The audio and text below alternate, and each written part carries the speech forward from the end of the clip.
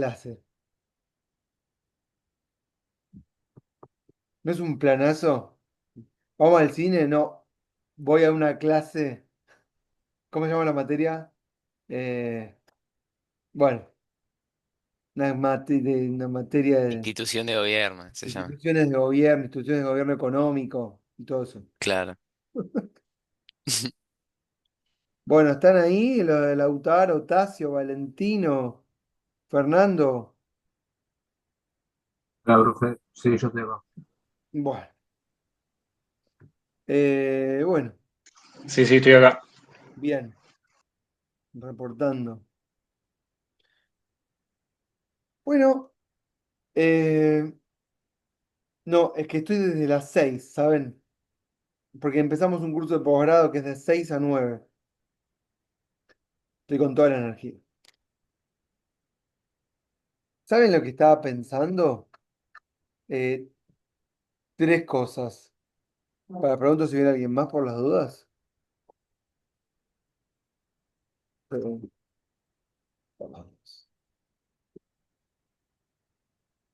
bueno,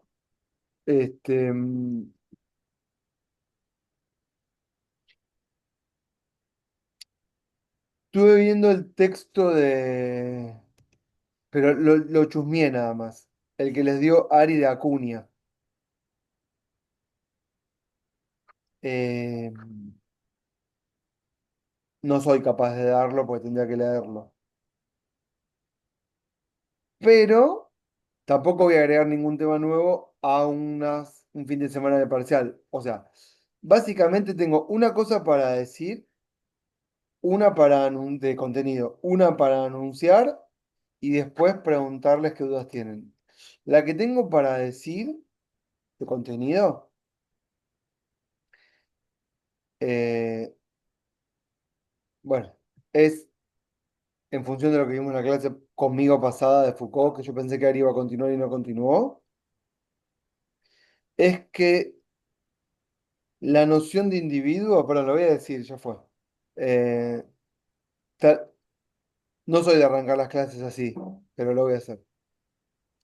La noción de individuo, bajo la cual con un paradigma han estudiado cómo comprender las acciones sociales, se puede decir que es una invención epistemológica para explicar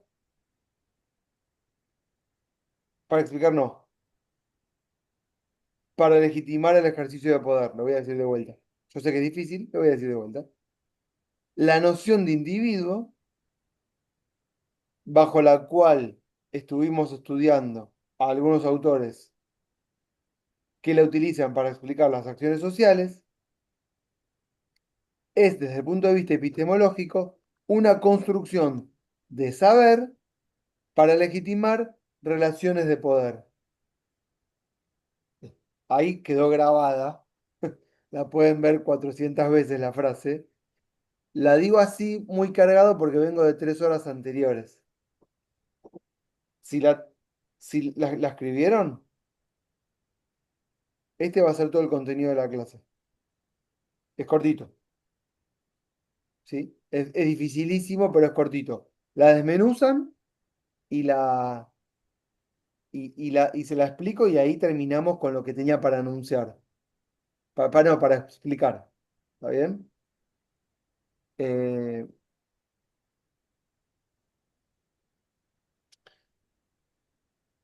bueno, ¿la anotaron la frase?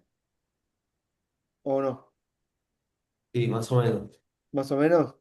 A ver, ¿qué anotaron? La noción de individuo que utilizan algunos autores para explicar la construcción del saber para legitimar la noción de poder. No, Ah, igual la toda. igual está grabada, pero voy a ver si la puedo volver a decir. La noción de individuo, la idea de individuo, el concepto individuo, no se olviden que en la primera clase de todas hablé de qué es un concepto. El concepto que les dije es una forma de organizar experiencias sociales. Y entonces, individuo es un concepto, individuo me sirve para explicar relaciones sociales. Podría decir robot, podría decir súbdito, podría decir hombre, podría decir seres de dos patas. Podría decir cualquier cosa, pero dije individuo. Bueno, esa noción es la noción que utilizamos en muchísimas clases, porque es utilizada por un montón de autores que la dan como una verdad. O sea, no dicen quién inventó la idea de individuo, dicen hay individuos, son seres racionales y a partir de ahí explican. ¿Correcto? Entonces estuvimos viendo un montón de clases que parten del individuo para explicar acciones sociales y toma de decisiones. ¿Sí? Y yo lo que dije es que esa noción es una invención epistemológica. ¿Sí? Alguien creó la idea de individuo y sirve no para explicar, sino que en realidad lo que estamos haciendo es legitimar a partir de un cierto saber relaciones de poder y dominación. Es decir, individuo sirve como, o sea, nosotros lo estudiamos como un saber. Yo conozco, yo estudié en la facultad y estudié la noción de individuo. Y con esa noción explico relaciones, conductas sociales. Bien, ¿qué estamos haciendo cuando hacemos eso? Si nos paramos más atrás, lo que estamos haciendo es crear una ciencia o un saber que me permite explicar relaciones de poder a partir de ese saber. Y lo que estamos haciendo cuando estudiamos a partir de la noción de individuo es reproducir un dispositivo de poder. Si yo digo que en vez de individuo hay trabajadores y explico todo a partir de la noción de trabajadores, otros serían las explicaciones que daría. ¿Entienden lo que estoy queriendo decir? Y eso me sirve, todo esto que estoy diciendo me sirve para decir que la conceptualización es un saber. Y lo que estuvimos viendo con Foucault es, en mi clase, la del martes, la del viernes pasado, que son esas nociones de saber los que permiten legitimar relaciones de poder. Y eso es lo que todavía hemos estado viendo el viernes. Y es como que una clase va de alguna manera ayornándose, tienen que comprender una clase con otras, ¿entienden lo que quiero decir? Eh, si triunfa la idea de, o la noción de individuo, triunfa también una forma de reproducción del saber y triunfa entonces de alguna manera una forma de explicar también las relaciones de poder. Si aceptamos como válido que somos individuos, si aceptamos como válido que somos individuos y que tomamos decisiones de manera voluntaria y racional, y espacio racional, aceptamos como válida la teoría jurídica del poder, la noción de poder del siglo XVII. Como que no hay otra forma de cuestionarlo. ¿Entienden lo que estoy queriendo decir? Y digamos que, ¿cómo explicarlo? Esa noción de saber, lo que finalmente hace es lo que hacen todas las ciencias, adoctrinar. Y lo que planteamos con la clase es un poco patear el tablero con este autor para decir, guarda, que lo pueden ver desde otro lugar. La idea de individuo también es una construcción. Pensar que existen individuos es una construcción política. Podrían no existir, podríamos ser otra cosa y las relaciones podrían explicarse de otra forma. Podríamos pensar que las relaciones de poder vehiculizadas con un saber están antes que la noción de individuo y que la noción de individuo, la invención de esa palabra, existe a posteriori, a partir de una construcción. ¿Comprenden esto que estoy diciendo?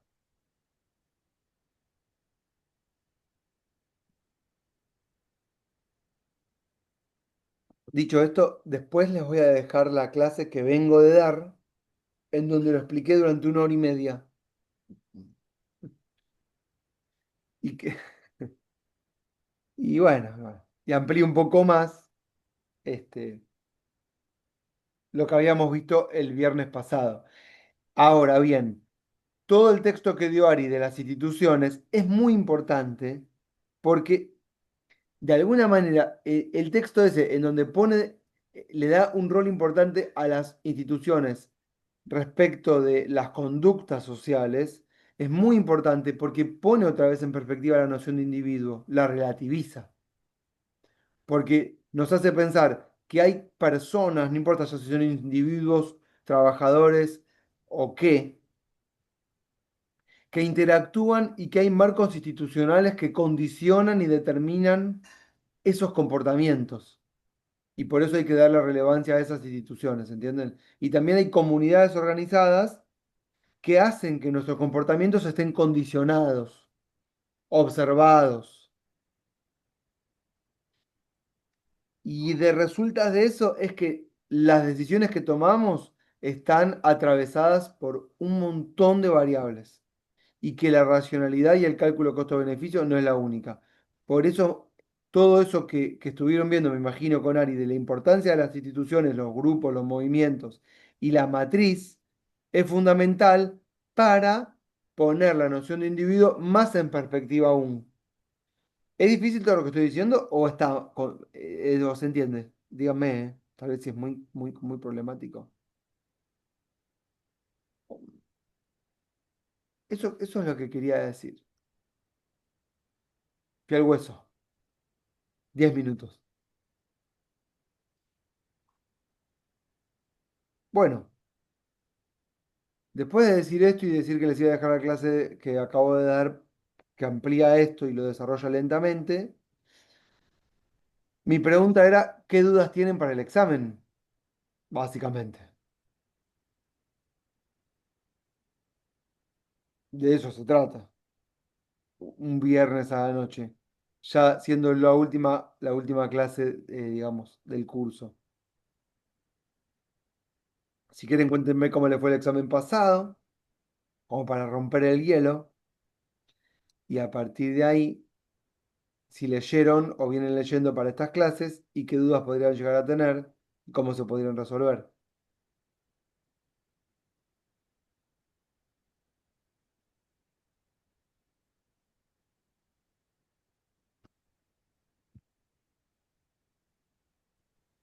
No, yo por mi parte, o sea, eh, podemos hablar de todo, no sé. No tengo una duda en específico, la verdad. Ah, bueno. Si quieres podemos hablar un poco en resumen de todo lo que, o sea, así por arriba, ¿no? De lo que venimos viendo. Creo que está todo bastante relacionado, así que Sí, sí, podemos hacerlo. si no, al menos que alguien tenga una duda. Sí, no, si no lo hacemos, claramente está todo relacionado. Fuimos tratando de hilar de alguna manera, aunque a la nuestra, a nuestro modo, de hilar todos los temas que teníamos propuestos para ver. Es difícil porque son un montón, ¿sí? Sí, Y, bueno, o de alguno, no sé, sí. No, no, no, no lo digo por esta clase, el no que vos por esta clase. consideres. Sí, sí, no lo digo por esta clase puntual. Es difícil en el curso, quiero decir, porque son un montón, no hoy, que en general es difícil el curso porque hay un montón de elementos propuestos y la verdad, cada bloque puede ser en sí mismo un cuatrimestre, ¿entienden? Sí, sí. Cada bloque. Y si me apuran, cada tema dentro de cada bloque también es un cuatrimestre, porque de cada tema uno puede hacer un poquito más de zoom y hay un montón de textos que hablan de ese mismo tema. Y de repente nosotros tenemos un párrafo de algo que nos puede ocupar todo el curso. Para que se den una idea. Por ejemplo, hablamos de las revoluciones en un momento que lo mencioné. Yo daba un curso de 10 clases solo hablando de eso. Solo hablando, no sé, daba 4 clases hablando de Francia en el siglo XVIII y XIX, qué sé yo. Solo hablaba de eso. Porque explicás la historia, las relaciones, pim pam pum, y te lleva un montón. Bueno. Bueno, pero más allá de lo que dijo Marcos, que si no lo abordamos, ¿alguien tiene dudas puntuales, comentarios para hacer? algo que quiere decir de cara acá al martes.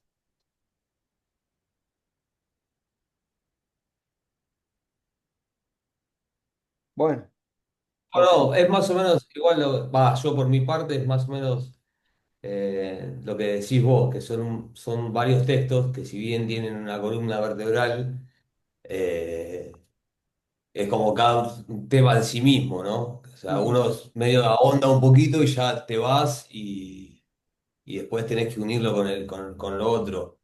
Aunque esté todo unido, Sí. capaz que eso es lo que uno Claro, se el pierde en el texto. engarce, el eslabonam- es, ah, eslabonamiento, ahí está, de cada uno de los temas que parecieran ser un paradigma en sí mismo, es lo que mayor complicación reviste, porque decís, sí, esto lo entiendo, ok, ahora vamos a ver esto, sí, esto lo entiendo, pero parecieran ser como si fuesen círculos sin intersección, ¿vieron? Y, y eso también pasa Sí, porque, sí. sí, Aparte te imaginás preguntas que capaz que nunca existen, pero te imaginás preguntas de un texto con el otro y tratás de responderlas y ahí cuando empezás a desarrollar un poco es donde te trabas. Va, por sí. lo menos me pasa eso a mí. Claro, no solamente cuando te trabas, sino que es en ese momento en el que surgen las mejores ideas. Porque, por ejemplo, yo igual yo lo he hecho en muchísimos exámenes, yo me daba cuenta que me iba a la mierda, pero por ejemplo ponía, bueno, en el primer examen vimos a tal autor y en el segundo vimos a, estas eran unas típicas preguntas, y en el segundo vimos a este. ¿Qué le diría este autor a este otro respecto de este tema? Oh, qué sé yo lo que le diría. No tengo idea lo que le diría, pero bueno, era pensar con las herramientas de uno respecto de las problematizaciones del otro. Y, y Claro, ahí yo a lo que apelaba era, bueno, el momento de la reflexión, no que me repitan lo que dice cada uno, sino que reflexionen con las herramientas de uno para pensar otros. Y es ahí cuando el cerebro se remueve y te noquea y te da sueño. sí. Sí, sí, sí, porque incluso podés abordar textos desde otro autor. ¿Me entendés? No sé, si una de las preguntas que te imaginaba o que te haces es desde la mirada de Downs, el institucionalismo de la mirada de Downs. ¿Me entendés? Claro, Y eso lo puedes deducir si tenés clara la mirada de Downs. Si no la tenés clara, exactamente. no llegás. Exactamente, si exactamente, porque la idea no es repetir, tipo, bueno, ¿qué dice tal autor? Sino cómo utilizo esto que me dice el autor para pensar. ¿Entienden? Bueno, a ver, ¿cuáles son los temas que entran para el segundo examen? Ya que están, apúntenselo. Yo le estoy preguntando sin saber, ¿eh?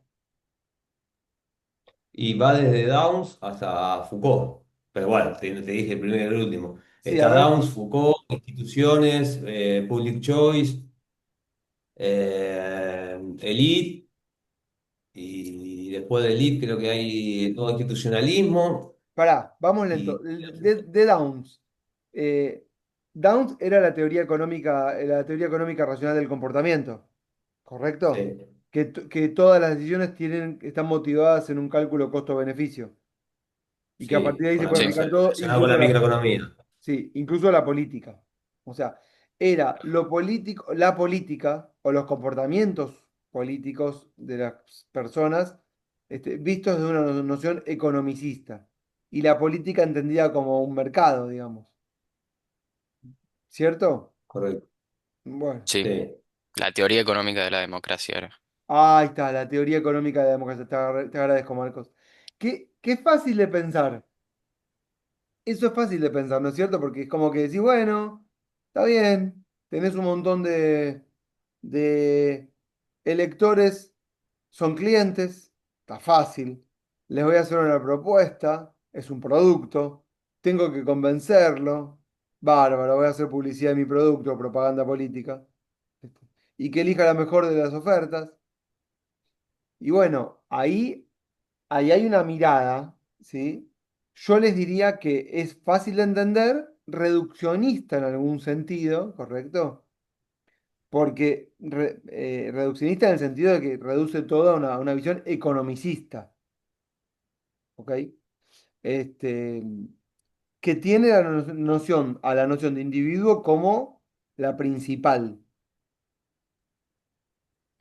Eh, esto sería lo que le diría Foucault. Le diría, pero guarda que la noción de individuo también es una invención, ¿eh? Y si no hay individuos, ¿qué hacemos? Se te cae toda la estantería.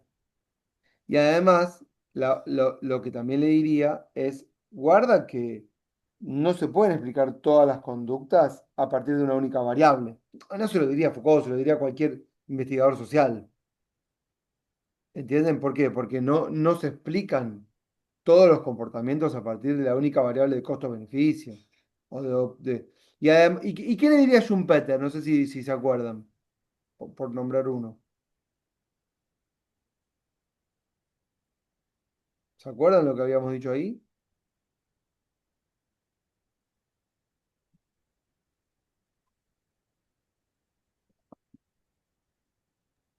Y Schumpeter, si no me equivoco, parte de la idea de que no es racional el Claro, le individuo. diría, guarda que la gente no sabe un carajo, ¿eh? Eso le diría. Pero acepta la noción de individuo, solo que es un individuo, entre comillas, bobo, si quieren, en el sentido de que él ya toma por válido que hay individuos, no dice que no. Eh, pero no son racionales para decidir sobre aquello que está lejos de su esfera de decisiones en las que va a tomar una decisión que va a afectar algo. No sabe respecto a lo público, sabe poco, poco y nada. Eh, Eso le diría. Y ahí es cuando están en desacuerdo. Eh, ¿Qué otros que después teníamos elitismo? ¿Me dijeron? ¿O Sí, neolitismo? ¿Con sí, qué Sí. era autor? elitismo. Las élites económicas, diferentes tipos de élites, digamos. Claro, diferentes tipos de elites. Y eso es lo que nos hace pensar que en realidad, más que individuo, lo que hay es organización social en función de determinados intereses. Tampoco es tan lineal, pero bueno, podríamos pensar en sectores. Es una mira, yo a veces, miren, no sé ni qué pensar, pero genuinamente le digo no sé qué pensar. ¿Por qué? Porque yo no sé si me apuran. Si efectivamente hay sectores. Es cierto, hay agremiaciones, hay, hay instituciones que consolidan empresas, ¿entienden? Es como hay agrupamientos de representación de bloques de interés. ¿Siguen esto que digo? Sí, Sindicales, confesionales, empresariales. Ahora, al interior también, en palabras de Milei, es un nido de ratas. ¿En qué sentido? De que van, se abroquelan, tienen intereses, pero también son individuos que están ahí trabajando en función de sus propios intereses. Y sus decisiones no son siempre economicistas, pero son decisiones individuales finalmente. ¿Comprenden?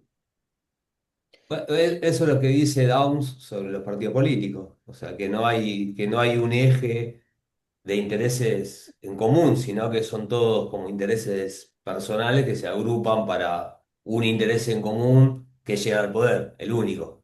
Claro, pero también lo pueden pensar, por ejemplo, en las entidades, digamos, que representan intereses concretos que tienen que ver con los oficios, las profesiones, los trabajos, o el sector, digamos, social, y que al interior también hay asimetrías, disputas de espacios de poder. Miren, digo, tres al azar, por ejemplo, no sé, la mesa de enlace. ¿Se acuerdan de la mesa de enlace? Eran cuatro agrupaciones del campo que no estaban de acuerdo. Los más pequeños, los más grandes, los dueños de la tierra, los del pool de siembra, los productores, los peones. No estaban todos de acuerdo en todo ahí. No sé, los feminismos, le cambié el tema. Bueno, para el interior de los feminismos también. No, las que dicen que los feminismos, pero que también el igualitarismo. No, los feminismos que tienen que ver solo con las mujeres que no participen los hombres. Los feminismos en los que no nos metemos con la cuestión de los partidos políticos porque nosotros somos mujeres, que qué sé yo. Y hay un montón de cosas que se juntan ahí. El colectivo de derechos humanos. Son miles. Todos entienden que sí, estamos todos por los derechos humanos, pero después al interior nos peleamos quién entra primero a la plaza, quién va después, a quién vamos a beneficiar, si este lo está haciendo porque quiere un cargo en no sé dónde, ¿entienden? Bueno, ni que hablar si te metes, no sé, en la UIA o en la AEA o en la AmCham, no sé, también es un montón de intereses que al interior hay un montón de, de- de- de diversidades. Y mismo al interior de cada empresa, cuando las empresas son muy grandes, las disputas se dan al interior de una misma empresa. Posicionamientos, escalar, pisarlo a uno para ascender. Todo es muy complejo como para explicarlo sencillamente y yo les diría en ese sentido, para no hablar mal de Downs ni tampoco bien, que puede servir, no se puede reducir todo a una noción economicista en el cálculo de decisiones, pero sí también se puede pensar que hay decisiones individuales todo el tiempo, pero que están afectadas y atravesadas por lo social y lo comunitario también. Eh, ¿Comprenden? Entonces, pueden servir para explicar algunas cosas, no pueden servir para explicar la totalidad. Bueno, y en el caso de las élites, lo mismo, se pueden explicar los comportamientos en términos de élites, pero tampoco siempre está en lineal, no se mueven como bloques monolíticos. Siempre las élites pueden ser pulverizadas. Les voy a dar otro ejemplo. No sé si escuchan cada tanto que se habla de los gobernadores, la Liga de los Gobernadores. Los gobernadores se juntaron para presionar a Milei para que federalice la coparticipación. ¿Escucharon hablar de esto o para nada? Como si los gobernadores fueran una liga que se juntan y están todos por lo mismo. Mentira. Cada gobernador está por la suya. No es que hay una liga de gobernadores que tienen un proyecto común de país. No hay una élite de gobernadores. eh, pero a veces es presentado de esa forma. Yo cuando escucho en los medios Liga de Gobernadores me hace ruido. Yo sé que puede destruir fácilmente la Liga de Gobernadores cuando va al gobierno y les ofrece a cada uno algo. Eh, y con las empresas pasa lo mismo, eh, con los grupos, digamos, de elites. Pero bueno, lo de elites lo mencionaba Dahl, ¿no es cierto? También, en su noción de democracia. ¿Se acuerdan? ¿Sí? Que eran élites que competían entre sí a nivel horizontal. ¿Se acuerdan de esto que estoy diciendo? A nivel horizontal, y que eso funcionaba, decía Dahl, como en la lógica, perdón, un minuto,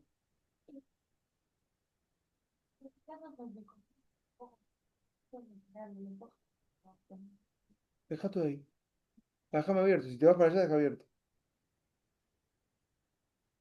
Sí, Dahl en esa lógica de, ¿se acuerdan que Dahl decía, bueno, las élites se controlan entre sí a nivel horizontal? ¿Se acuerdan de esto que estoy diciendo? ¿O no? ¿O es muy difícil? Esto lo decía Dahl, ya lo vimos. Y como que Dahl decía, hay un control horizontal entre todas y se disputan el poder. Y la democracia finalmente, a nivel vertical, funciona cuando el elector tiene que elegir.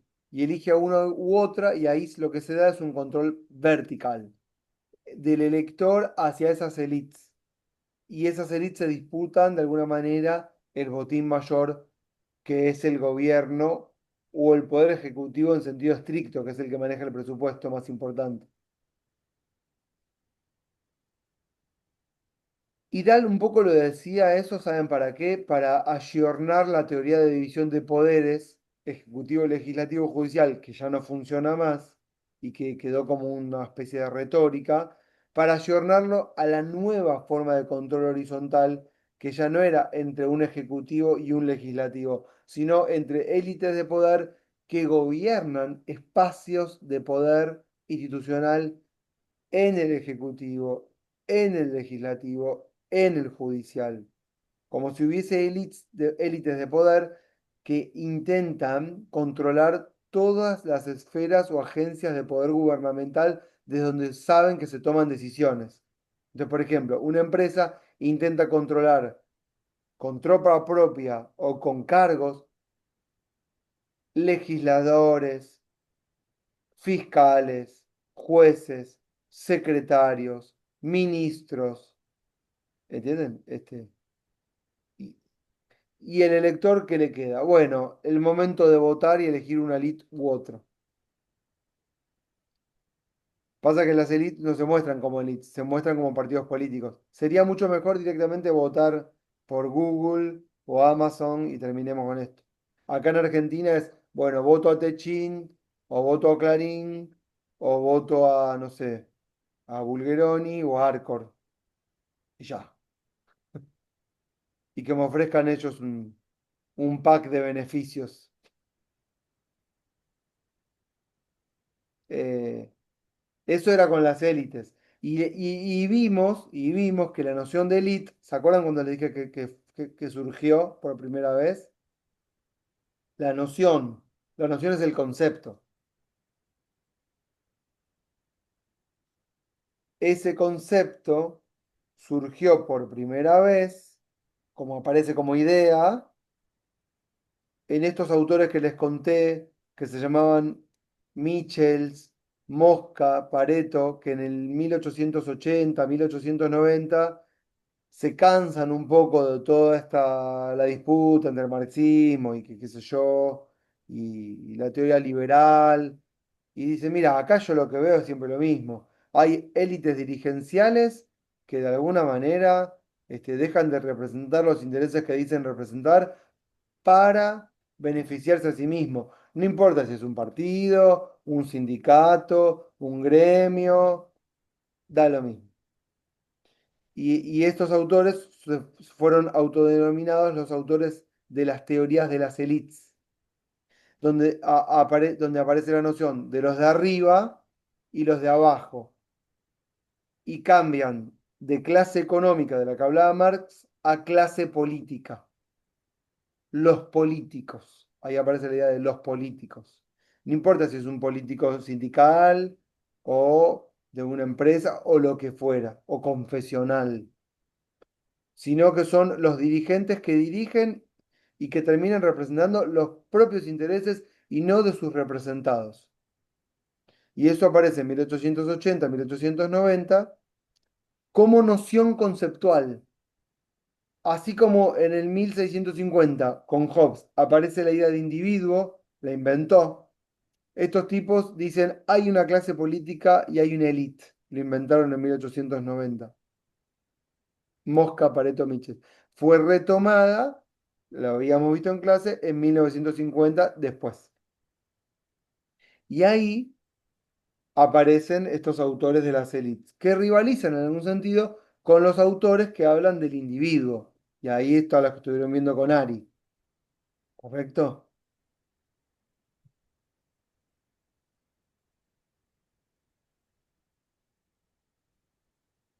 Todos tienen algo interesante para decir.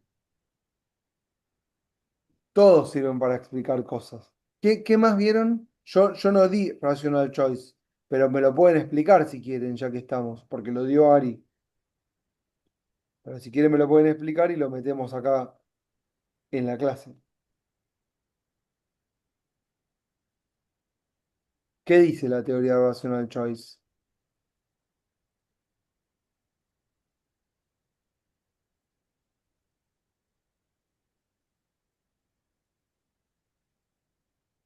¿Difícil la pregunta?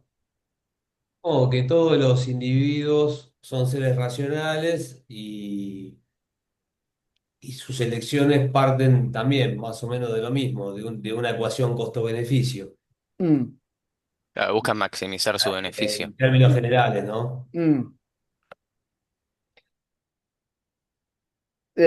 Les hago un sum up de esto. Fue un momento en la historia de la humanidad en la que el racionalismo economicista se impuso como el único racionalismo válido. Una idea que avanzó con fuerza hacia, digamos, como ideología dominante, en la que se creía que todo tiende a eso. ¿Qué significa? Significa pensar que el racionalismo economicista es la única forma en la que nosotros como seres humanos nos comportamos y los que todavía no se comportan así están en una especie de retraso o de- mm, la palabra sería de en vías de desarrollo. Las sociedades más desarrolladas tienen a estos comportamientos de rational choice, según esta teoría, como los más evolucionados.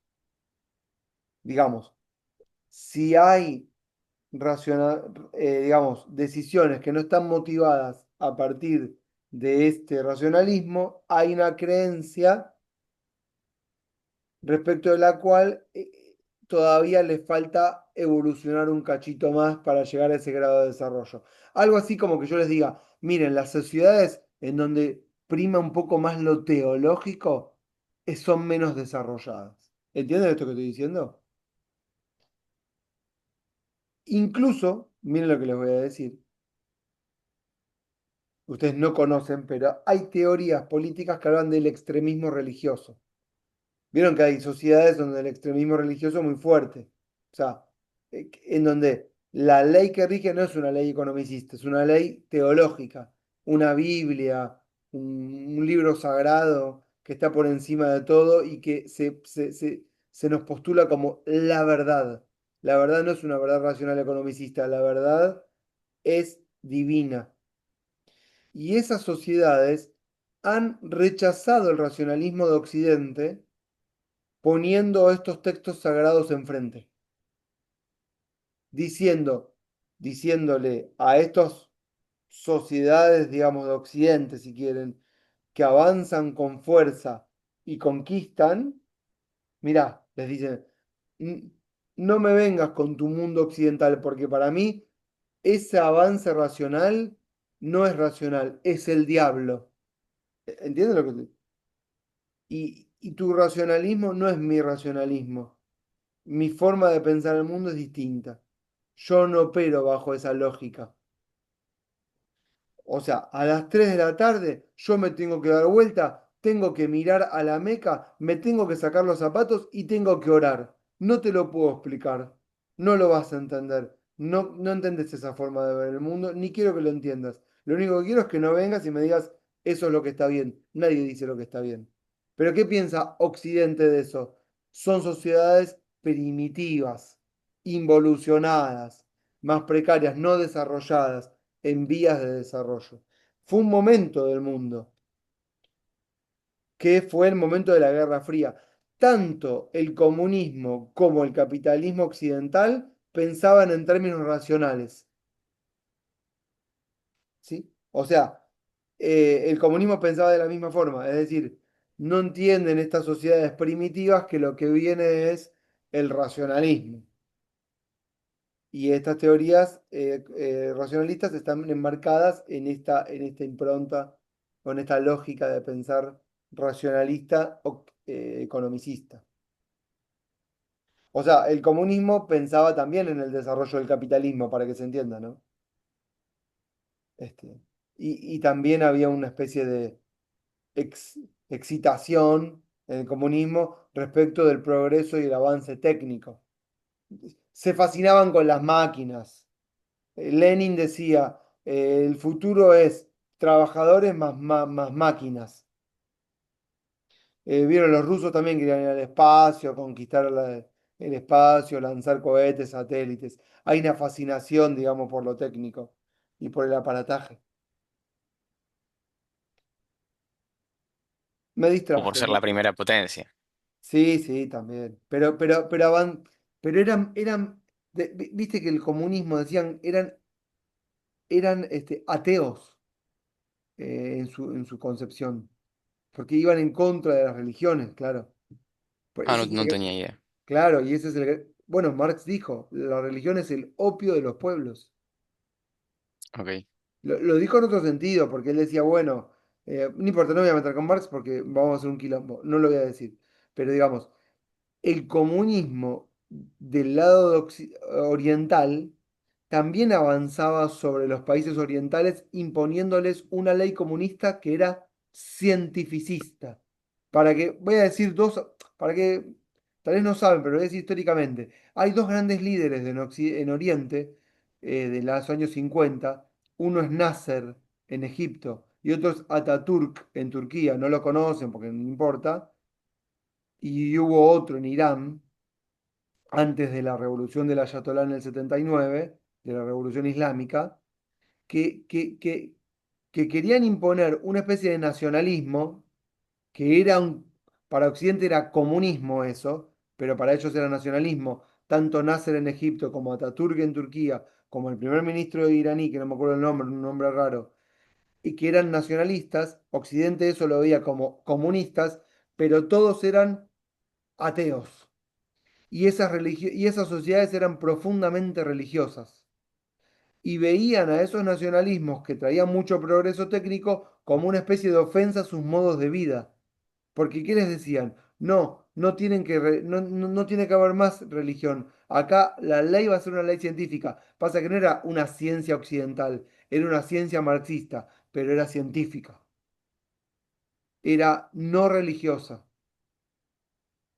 Y contra eso se pelean. Contra eso, para que entienda, fue la Revolución Islámica. Ni Oriente, ni el comunismo, barra nacionalismo, ni el mundo occidental del individuo. El Corán. ¿Cómo se llama la ley del Corán? Bueno, no me sale ahora el nombre, pero las leyes del Corán. Me olvidé ahora el nombre que le ponen, tienen otro. Bueno, Tipo los mandamientos, decís, sí, sí, del, de la religión, digamos. claro, claro, claro. Y de Mm. hecho, así se gobiernan. Sí. Hay un Ah, presidente, claro, sí, hay sí, sí. elecciones, hay partidos, pero antes hay un consejo de sabios que tiene conexión directa con Dios. Y no, Claro, es la ley de ellos. sí, exacto, no me Así sale se el nombre ordenan ahora. sus civilizaciones. A ver, lo googleo si querés. Sí, sí, buscá, la ley de... No me sale el nombre ahora. No importa, pero bueno, este,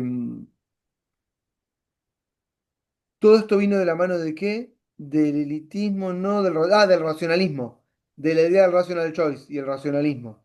Contra Puede eso, ser que sea, perdón, puede ser que sea la Sharia, algo la así. Sharia, ahí está. La Sí, sí, Sharia, sí, ahí la está. Sharia. Esa era, ¿no? Eso era lo que quería decir, exactamente esa palabra, que es, digamos, son las leyes del Corán. Y para eso son sus leyes. Y hoy mismo Israel está bajo la misma lógica, pero con la ley judía. Quieren imponer la Torá, como si era la Sharia, la Torá, como la ley que está antes de la ley occidental. Y de hecho, adentro de Israel tienen ese mismo conflicto.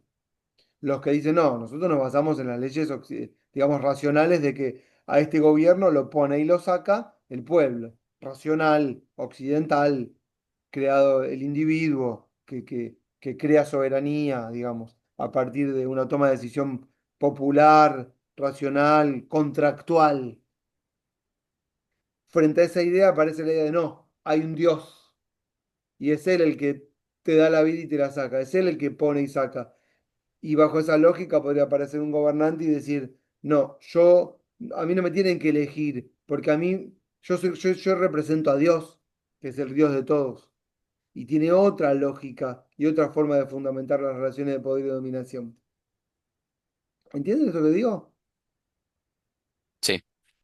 Y ahí ponemos al rational choice en perspectiva.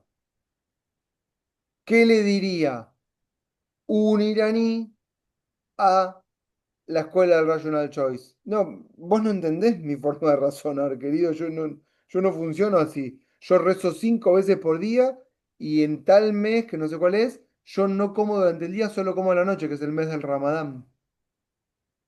Y todos los años tengo que ir a la Meca.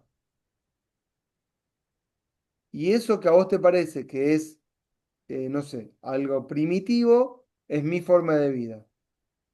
Y lo mismo le diría, ¿vieron un vasco en la corrida de toros de San Fermín? Yo desde mi noción occidental, racional, diría, pero usted estás en pedo, te pones adelante de los toros para que te maten.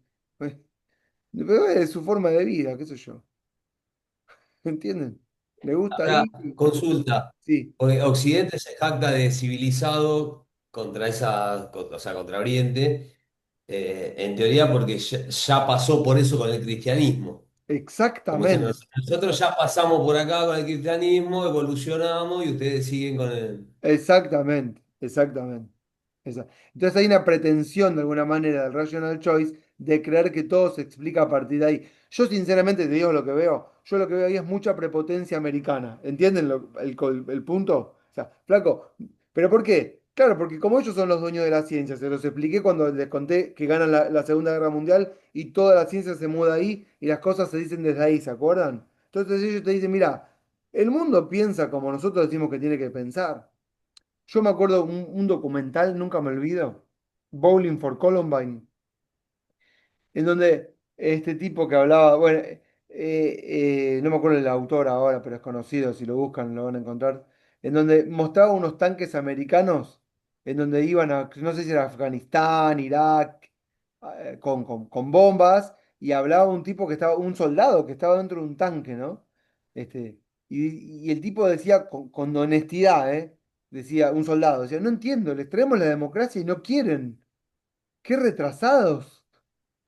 Pero con honestidad lo decía, porque fue educado en ese sentido.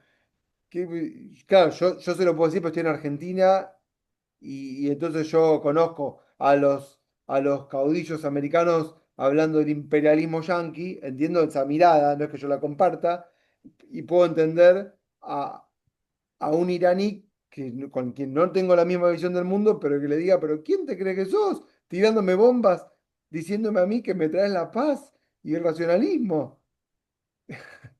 ¿Siguen este razonamiento? No, sin tomar posiciones ni por el caudillo latinoamericano, ni por el racionalismo occidental, ni por la visión del mundo iraní, digamos, solamente desde un punto de vista analítico. Esto sirve, esto no invalida Rational Choice. Esto significa que hay que poner en perspectiva y sirve para explicar un montón de conductas, no la totalidad. Y esa es la lógica con la cual le vamos dando nosotros a los diferentes autores. Todos sirven para explicar. Por eso el marco institucional, por eso la teoría de las élites, por eso la teoría racional de la democracia, por eso la teoría economicista de la democracia, o por eso la idea de pensar este, como les planteé la clase pasada, en una visión muy complicada de Foucault, a partir de las sociedades disciplinarias, sociedades de control, ¿sí? Este, ve- pero ven una hilación. eh, Entiendo que es difícil lo que les estamos haciendo hacer, pero entiendo que es más jugoso que se lleven una sola y única perspectiva. Y entiendo que haciendo esto, tal vez pueden saltar la barrera del campo ideológico, en el sentido de que pueden ustedes ver que cada uno puede pensar como quiera, y eso no invalida que podamos trabajar desde un plano anterior a partir de poder ver la disputa epistemológica por el saber para explicar relaciones de poder. No sé si se entiende, es difícil, pero por lo menos con que les labure un cacho el bocho a partir de leer los autores, creo que está bastante bien. Creo que los va a hacer mejores profesionales. No sé. Después se van a olvidar de todo esto, claramente. ¿Me faltó repasar alguno de los que estuvimos viendo?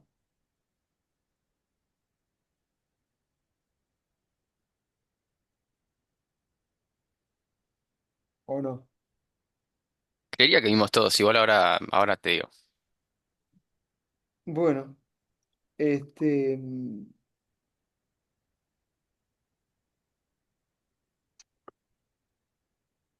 ¿La acción colectiva la vimos? teoría de la Ah, acción. y el public choice, sí, pero em, la perspectiva desde las instituciones, digamos, creo que era public choice, ¿no? Eso lo vieron con Ari. Yo, sinceramente, si te tengo que... Ah, bueno, ok, está bien, está bien, está bien. No, Yo pará, pensé que pará. hablábamos en general. No, no, ¿qué Ok. significa? Que yo debería saberlo y no lo sé. Dije, Ari, dalo vos. Pero si vos, si No, ustedes... olvídate, ¿no? No, pero si ustedes son capaces de explicarlo, sería súper, súper válido porque me lo explican a mí. Es que obviamente me falta repasarlo como para poner Ah, a decir lo que es, pero bueno, o sea, puedo, si alguien puede aportar algo, yo también aporto. O sea, Sí, tengo entendido que qué tiene todo esto que apuntado? estábamos viendo es desde la perspectiva del análisis del comportamiento de los individuos Mm, en el ámbito político-económico. mm. Y bueno, y acá como que esta teoría del public choice, como que trata de eso mismo, pero desde una perspectiva más, desde la otra perspectiva, no individual, sino institucional, como que las instituciones son las que toman las decisiones, em, y que los individuos toman decisiones en base justamente a las decisiones institucionales. No sé, ahí me enredé un No, poco. no, claro, no a las decisiones institucionales, sino a los reglamentos institucionales Ahí va, que limitan o condicionan o determinan las acciones individuales. ok, sí, Sí. a eso me refería. Sí, es, digamos, la idea de pensar que en realidad los comportamientos individuales no son en total libertad, sino que están totalmente atravesados y condicionados por el marco institucional en el cual se desenvuelven. Veo que lo estuvimos diciendo. Básicamente es eso. Lo voy a decir en términos concretos. Por ejemplo, no nos comportamos igual acá que en otros países porque tenemos otras reglas institucionales que hacen que las formas de desplazamiento o de lograr, digamos, los objetivos o los intereses propuestos tengan carriles distintos. O sea, eh, no sé, en algunos países de América Latina, para lograr ciertas cosas, hay que organizar más la calle. Pasa por ahí la cosa. En otros tienen instituciones, si quieren, entre comillas, más consolidadas, porque se les da bola a lo que, a las decisiones que se toman normativamente y peleamos en esos marcos institucionales.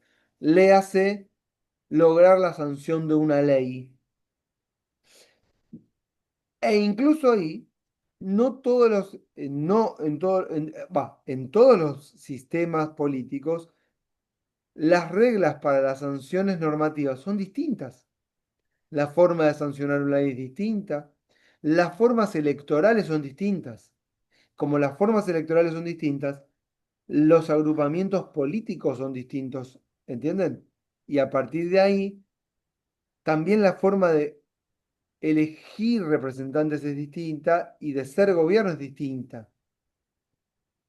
Em, Eso tiene que ver directamente con la idiosincrasia de la sociedad misma que se va formando.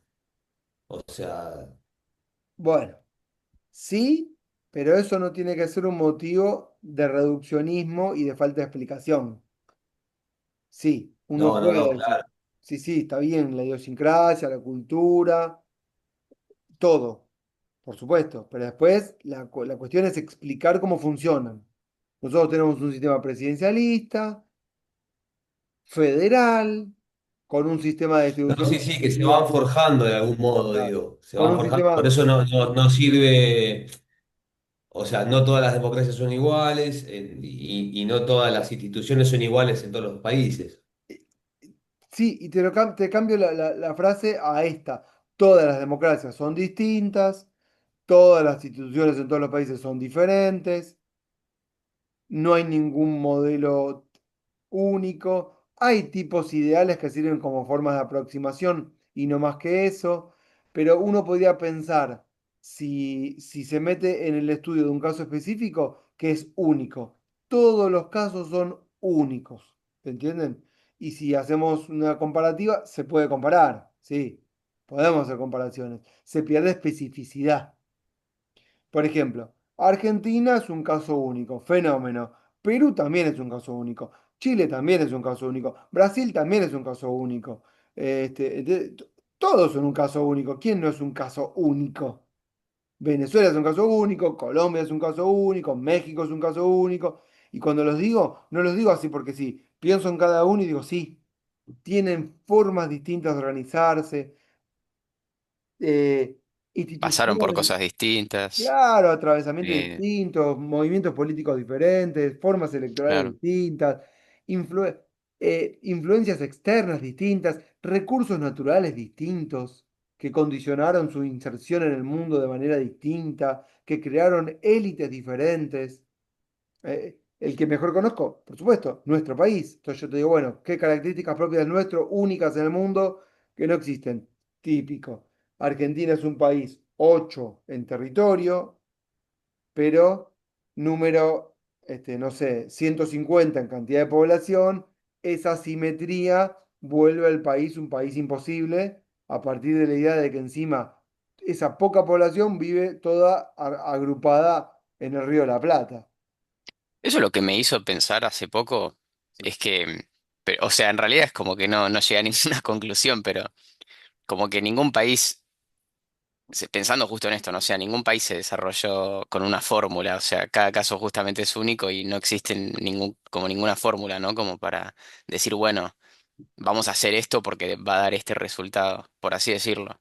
No sé si me explico, pero Perfectamente. Y hubo un momento en la historia de la humanidad en la que se creyó que fue, este fue el sumum de la teoría jurídica liberal, en la que se creyó que lo que estaba mal eran las sociedades y y que lo que estaba bien era el mejor texto para regular a las sociedades. Y si nosotros no evolucionábamos en función de cómo era el texto que nos traían, lo que estaba mal no era el texto, sino la sociedad que no sabía adaptarte a ese que era el mejor texto que había surgido, que era la mejor ley posible, y nosotros sí, éramos los involucionados que no entendíamos cómo aplicarla.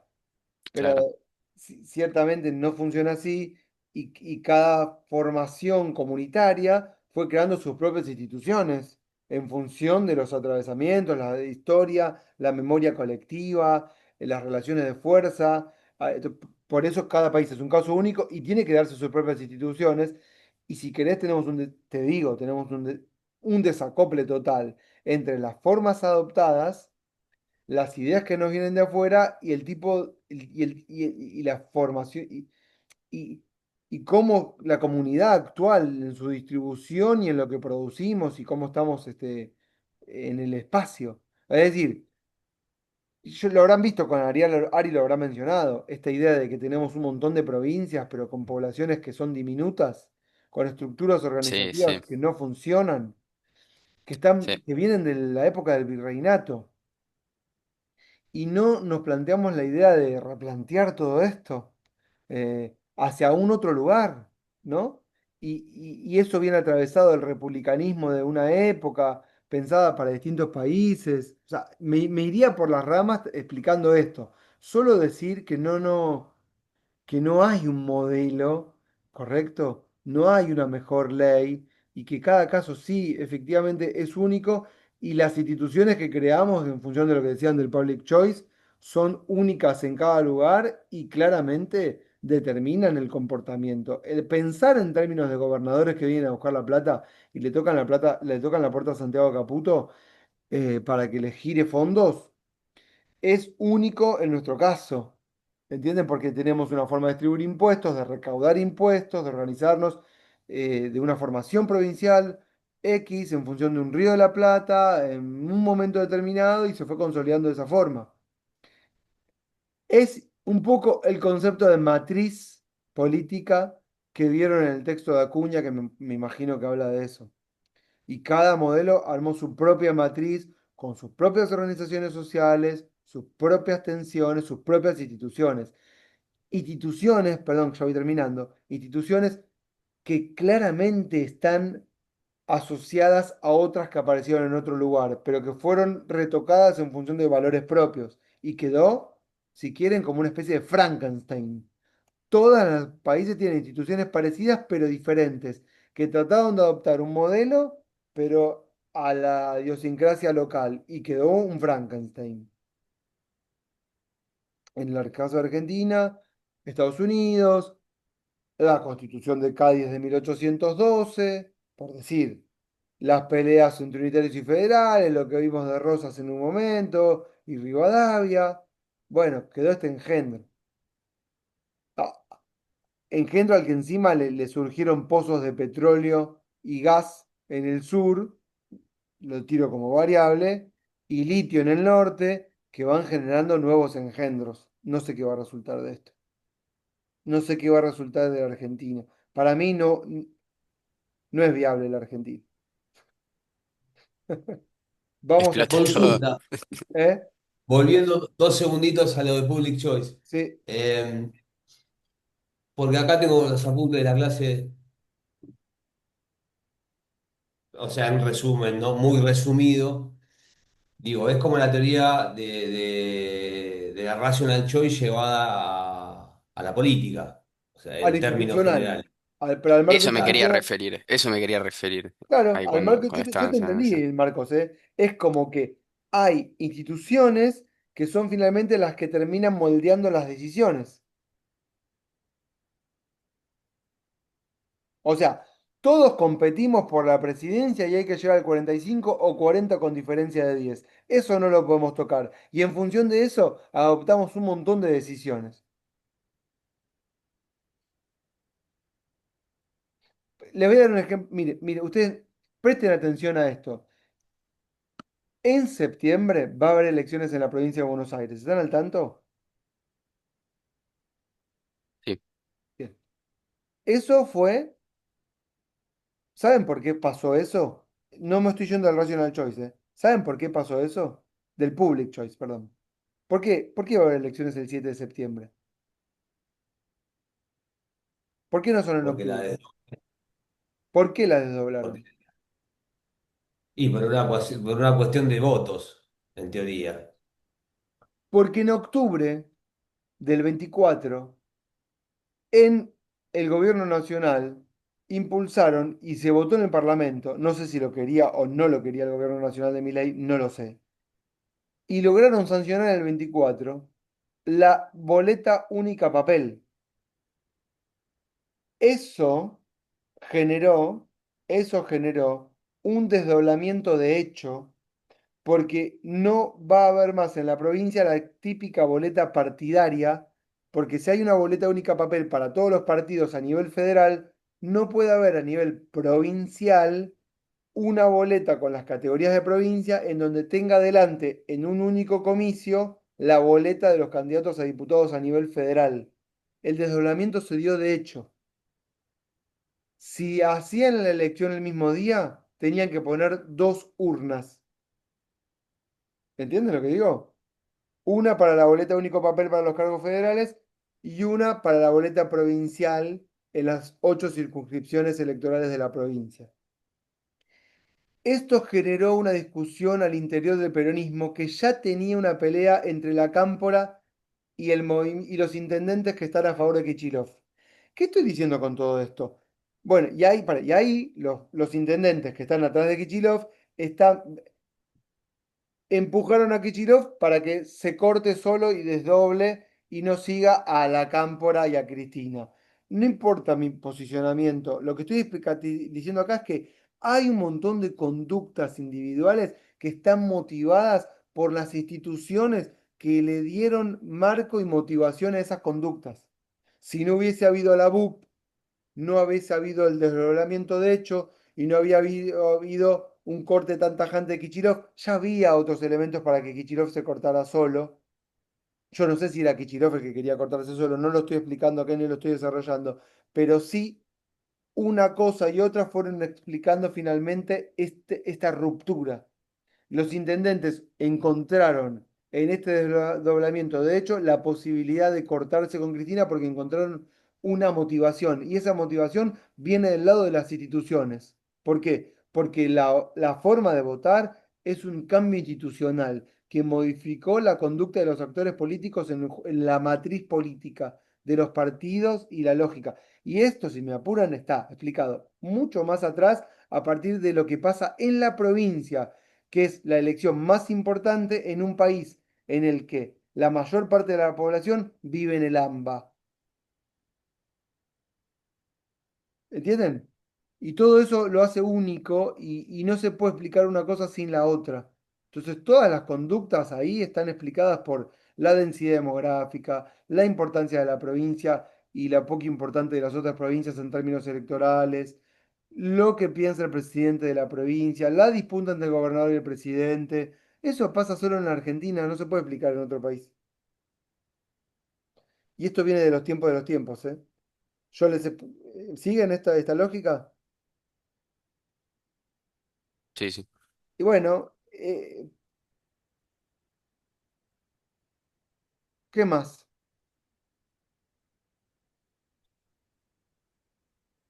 ¿Estamos? ¿La pasaron bien en el curso? ¿Estamos? Pues ya no nos vemos más. ¿Van a estudiar el fin de semana? Sí, Sí, yo sí. sí. ¿Pero les fue bien en el primer examen? Sí, Sí, sí. sí, sí. Eh, les va a ir bien entonces. Bueno, Creo. hay que ver. Hay que ver, hay que Como ver. diría Scioli, con fe y con esperanza. Con fe y con No, la esperanza. fiesta siempre, la fiesta Eh, siempre. bueno, Falta esperanza. bueno, oigan, después grabo la clase. No, no creo que la resuma porque no sé qué voy a decir, pero la grabo y la dejo para que si quieren la vean. No sé si valga la pena. Hablamos un poquito de todo. Bueno, por lo menos hicimos actuar hablar a los autores entre sí. Está muy bien. Bueno, chiques, buen fin de semana. Buen fin de... No sé si nos vemos de Buena nuevo. continuación si no nos vemos. Y Ok, nada más. dale, bueno. Bueno, Buen fin de buen y fin gracias de- por todo. Gracias por todo, en serio. Chao, chicas, chicos, nos vemos. Chao. Chao, chao. Chao, profe, buen fin de. Chao.